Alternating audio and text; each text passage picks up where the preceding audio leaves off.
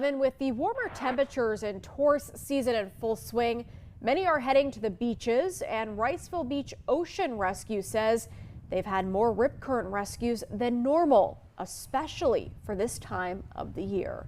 WCT's Delaney Tarpley spoke to Wrightsville Beach's Ocean Rescue director, who's really emphasizing the need for people to stay safe, especially when visiting our beaches.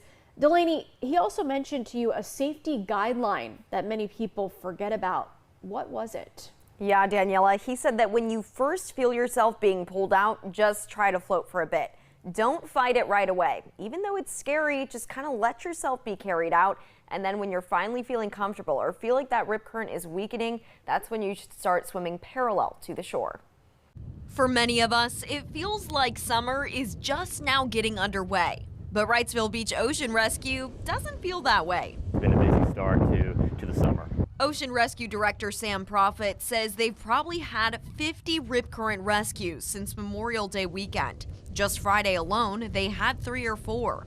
While no one has drowned in Wrightsville Beach this summer, 2 swimmers have gone missing in southeastern North Carolina so far due to rip currents. Unfortunately, you start swimming in, you're not successful, you're continuously getting pulled out, and then people start to panic, and that's when the drowning process starts. Part of the issue, many people, especially beachgoers, aren't totally sure on what to do. I've heard that you swim diagonally, maybe?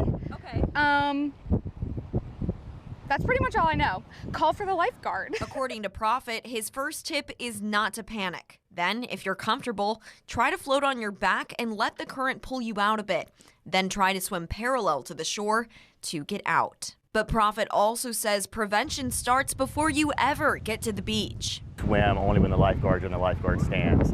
If you do enter the water, take some form of flotation. Proffitt says Ocean Rescue is also in the process of potentially updating their rip current guidelines. They're hoping to start a research project in conjunction with UNCW. They have 10 years of drone footage of rip currents. They're hoping to develop an AI platform that's going to look at the different characteristics and behaviors of those rip currents and then use that information to see if they should update their guidelines.